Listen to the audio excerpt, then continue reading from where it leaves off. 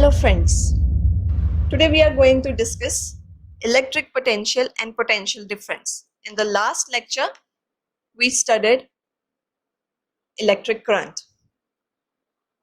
So now you must have observed that when we see a water which is flowing down, a river which is flowing down from a height, that is very easy or a usual phenomena to see because gravity is playing its role. So it's very easy for the water to flow downwards. But if we want to take that water, that stream upwards to some height, then to act against the force of gravity, we need some external force, some external agency, some external help. So we might use a motor to take that water upwards to some height. In case of electric current, we know now that electric current is basically the flow of charges. Charges, the force involved in charges is basically the electromagnetic force. So I would like to mention that there are basically four forces in the nature, four fundamental forces in the nature: gravitational force, electromagnetic force, strong nuclear force, and weak nuclear force. Out of these, gravitational force is the least strong force, or we can say it is the weakest force, whereas the strong nuclear force is the strongest of all. Electromagnetic force is stronger than gravitational force. Weak nuclear force is stronger than electromagnetic force. And finally, the strong nuclear force is stronger than the weak nuclear force. So all in all, we have the gravitational force as the weakest and strong nuclear force as the strongest. So when we talk of the flow of charges, so charges come under the electromagnetic force regime, because the electric force, the magnetic force, these are the forces which apply when we talk about charges. And for the objects in our daily life, we see that gravitational force act. Like if there is a water flowing downwards, or why we are walking on the surface, on the ground, this is all because gravity is playing its role. So in case of charges, gravity has no role because electromagnetic force is stronger than gravitational force. So that means we can't use simply gravity, or we can't expect gravity to pull the charges downwards. If there is a wire and we say that there are charges inside and the wire is coming downwards from a height, then we just can't expect gravity to bring all the charges down and make the current flow. No, it will never happen. So for that, we need basically some source, an electromagnetic source, which can do the help. Some electric source, we can say some source which can actually push or pull the charges. So usually in circuits, whenever we have electric circuit in homes or anywhere, we make use of cell or battery. We have a torch, it works with a cell. Maybe 2 or 3 cells are required. In our watch, everywhere we have cells. In fact, the mobiles we use or the laptops we use, they have batteries, and we have to charge those batteries so that they can keep on working efficiently. So now the chemical action within a cell, it generates a potential difference across the terminals of the cell. As I told earlier that in case of cell, or whenever we make a battery, basically the longer lines, they represent a positive terminal and the shorter line represents the negative terminal of a cell. So each cell comes with a positive and a negative terminal. So the chemical action, whatever happens inside the cell, because there are lots of materials involved, the core of the cell is made of a special paste. The paste is made up of mixing different materials, but actually it's the chemical action which is happening because basically all the elements, all the material involved, they are chemicals and they just react. So that chemical action generates the potential difference across the terminals, and that is the reason why a cell has a positive and a negative terminal. It's because of the difference that's been generated inside. So wherever there would be more collection of charges, and charges are what? Basically, they are electrons. Electrons carry negative charge. So where there will be more collection of electrons, that means more of negative charge, then that portion would become a negative terminal, and the portion where there are less charges, that would gain comparatively lesser charge, lesser negative. That would be lesser negative. So we consider it to be positive terminal. So even when no current is drawn from the cell, the potential difference is always there. And when cell is actually connected to a circuit, the potential difference sets the charges in motion in the conductor and produces an electric current. So basically now what happens that if one terminal of battery is negative and another one is positive, and always positive and negative charges, they attract each other. We also know that current starts flowing from the positive terminal of the cell or battery. When the cell is in the circuit, the charges always try to balance the difference that has been generated, and that's why they just keep on flowing from one terminal to the other, and that flow of charges result in current. So it's all about balancing the difference that has been generated in the battery. When the battery stops working, that is because when that difference no longer exists. In that case, battery stops functioning. In order to maintain the current in a given electric circuit, the cell has to expend its chemical energy stored in it. So how would that cell actually maintain that difference? That is on behalf of the chemical energy which is stored in it. That is the chemical reactions which are taking place. And when all those, the material, the ingredients of the cell, when they just run out or get less effective with time, so then they are no longer able to generate that much of chemical action. So that chemical energy is no longer efficient to maintain that potential difference. So basically, if the cell is brand new, then all the paste, the slurry inside the cell, that's quite active, it efficiently performs the chemical action, and the chemical energy, whatever is stored in it, it performs the action of generating the desired potential difference. Whether the battery or cell is in the circuit or not, the potential difference is always there. So now we know that potential difference is basically that we have two different charges accumulated at the two ends of the cell, and due to that difference, because it's basically the cell from where the whole action begins, if we place the cell in the circuit and all the appliances are connected to it, so when we turn the key on,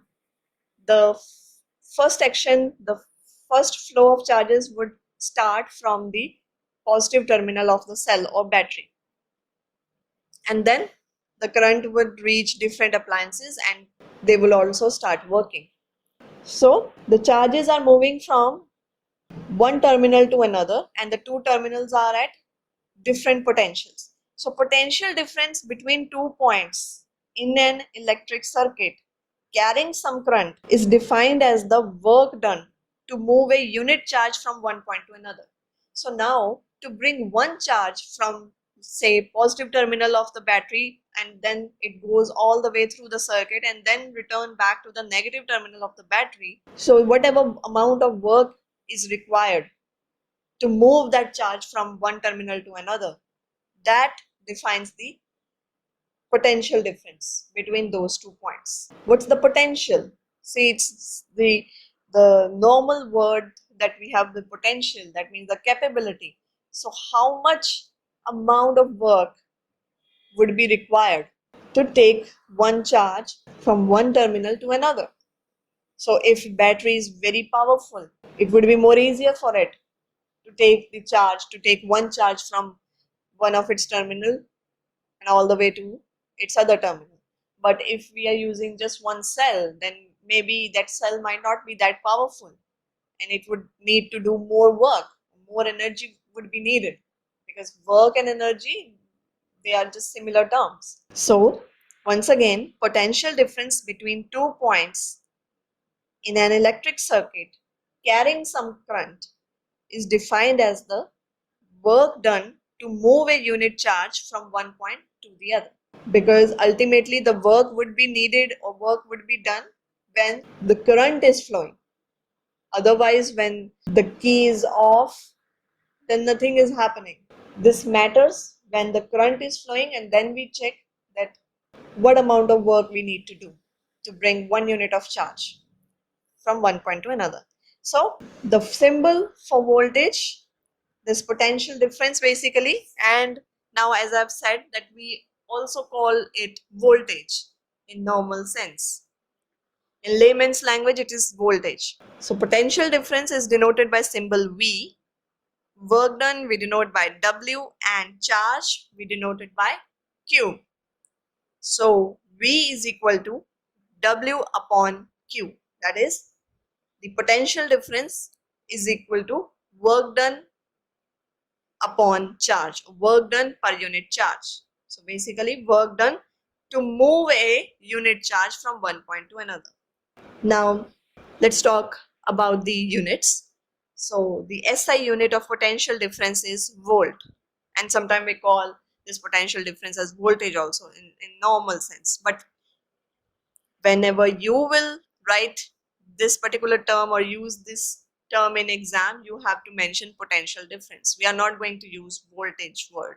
The unit for work done is, SI unit of work done is joule, and SI unit of charge, as we discussed in previous lecture, coulomb. So now if I have to define what is 1 volt, so 1 volt is the potential difference between 2 points in a current carrying conductor. See, remember that conductor should be carrying current, only then this potential difference is of importance. So 1 volt is the potential difference between 2 points in a current carrying conductor when 1 joule of work is done to move a charge of 1 coulomb from one point to another. So basically just remember the formula, and whenever they ask regarding what is 1 SI unit of anything, then you have to just explain formula by using one quantity of the SI unit of that particular thing. That means, because I'm saying that here potential difference is work done upon charge. So what is the SI unit of potential difference? That is 1 volt. So I would say 1 volt is potential difference when it's between, where? Between 2 points, when in a current carrying conductor.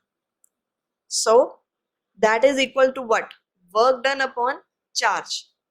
So then I would write that when 1 joule of work is done to move, because work will be moving the charge, to move 1 coulomb of charge, or you can say a charge of 1 coulomb. Either way you can write, it is correct, from one point to another.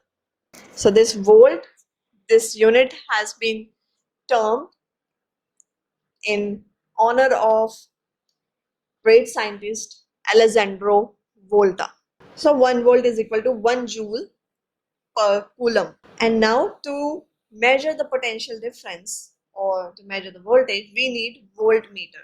So the instrument which measures the potential difference between 2 points, that is the voltmeter.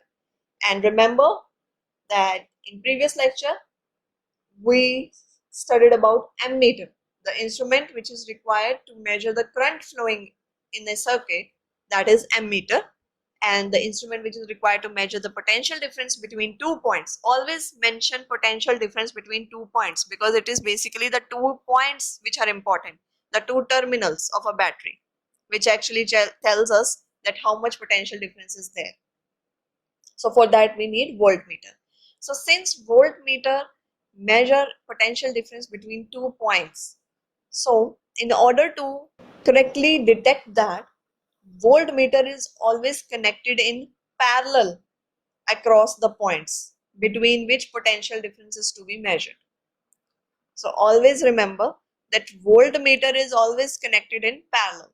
We just connect one of the terminal of the voltmeter to one side of the cell or battery, to the one terminal, and the other side of voltmeter to the other terminal of the battery, and then it measures. So this kind of combination is basically a parallel arrangement, parallel connection. So voltmeter is always connected in parallel across the points between which we want to measure the potential difference.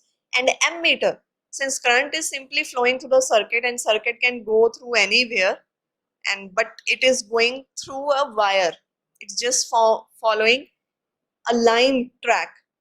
So in that case, to measure the amount of current flowing, we attach the ammeter just simply into the circuit. So we say that ammeter is connected in series in a circuit in which current is flowing in order to measure the amount of current flowing. Now let's come to one of the numericals. That the numerical is how much energy is given to each coulomb of charge passing through a 6-volt battery. How much energy? So now they have used the word energy just to confuse the student. But always remember that energy is what? It's the work done. Work done and energy, they are same thing.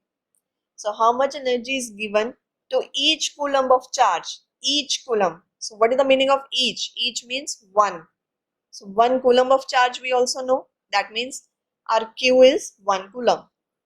Passing through a 6-volt battery. So now what is volt? It's the unit of potential difference. So that means 6 volt is the potential difference given to us of a battery. So they are asking what would be the energy. So basically we have the charge, we have the potential difference, both the values are given.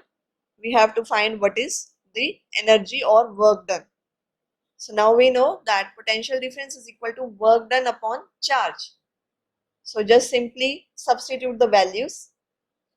So work done or energy would be potential difference into charge multiplied by charge. So 6 volt into 1 coulomb gives us 6 joule. So 6 joule of energy is given to each coulomb of charge passing through a 6-volt battery. So whenever you solve a numerical, first you have to mention the formula. What is the formula? Or other thing is, first mention what is given. So you just say that charge, amount of charge 1 coulomb, then potential difference across the battery 6 volt. Now according to the formula, potential difference is equal to work done upon charge. Then write on substituting the values and then simply put the values and solve. And in the end, just write the answer in term of the statement which is given in the question. Question says how much energy is given to each coulomb of charge passing through a 6-volt battery. So you would write in answer, as your answer is 6 joule. So 6 joule is the amount of energy given to each coulomb of charge passing through a 6-volt battery. So this is all for today. Thanks for joining me today.